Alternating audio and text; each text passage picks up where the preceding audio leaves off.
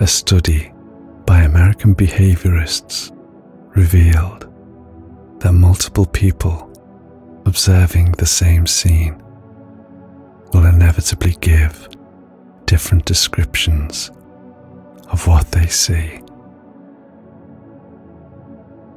The eyes and then the brain return a unique and singular mirror of the images they look at and process. Nothing will ever be the same in the gaze and mind of two people staring at the same painting. The two will notice and remember different details, albeit at an infinitesimal level. Sitting on a sofa with different enthusiasms printed on their faces, Pat and Cassandra took stock of the experience they had just had, while Gareth, who had arrived a few minutes ago, was pouring himself the first glass of wine of an evening that would be long and, as usual, absurd. "Pat, did you write it all down?" Cassandra asked excitedly. "Yes, certainly. We saw the Greenwich Theatre, a poster for a show from 1973, and Mr. Francis sitting in the front row, feeling ill." Gareth sat down, more than anything else, intrigued by the tragicomic dynamics of that attempt to get to the bottom of a mystery that had been unsolved for 50 years. "I saw something else," added Cassandra, sighing.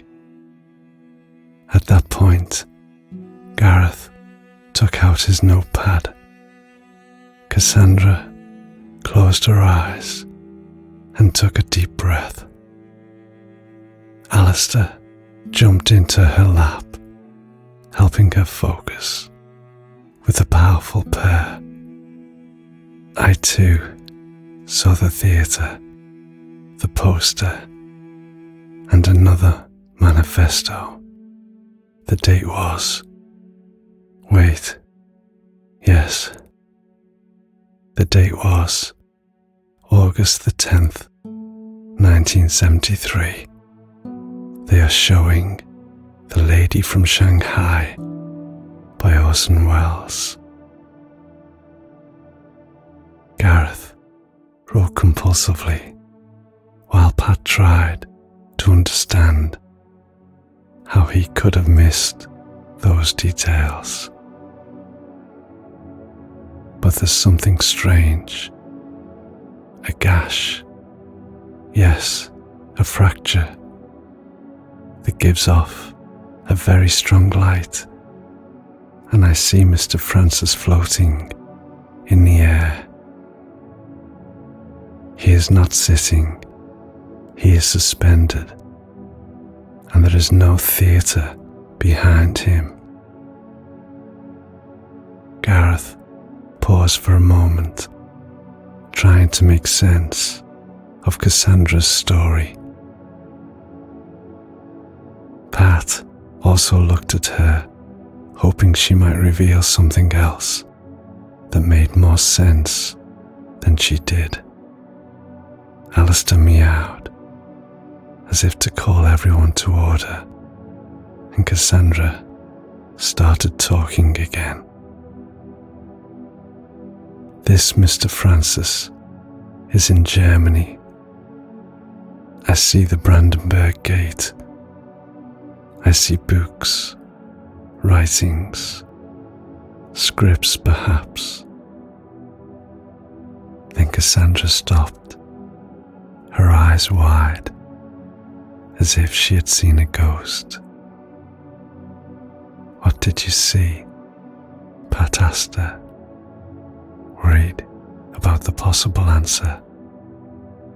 What upset you? Gareth asked her, pouring her a glass of wine. Cassandra took a sip, then she sank back onto the couch, sighing. I'm not sure, but these scripts are all signed by a certain Alexander Frankenheim. An icy silence took over every corner of the room. Not a breath, not a gesture. Alistair also stopped his purring. Gareth took out his phone and immediately typed that name. Then he poured himself another glass of wine and smiled. Alexander Frankenheim, German director, dramatically killed by a mythomaniac with a gunshot. Pat poured himself some wine too. Go ahead, he asked Gareth, while Cassandra had resumed caressing Alistair. Gareth sighed. Then he smiled, rolling his eyes. He was shot the same day Mr. Francis died.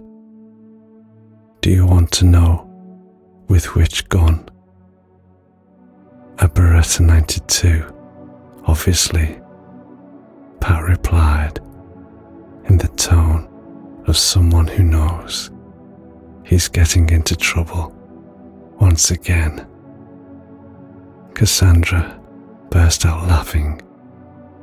My goodness, it looks like Mr. Francis had a double too. Now I understand. Gareth and Pat looked at her quizzically. The real me? The who? You do not understand. Gareth poured more wine for Pat.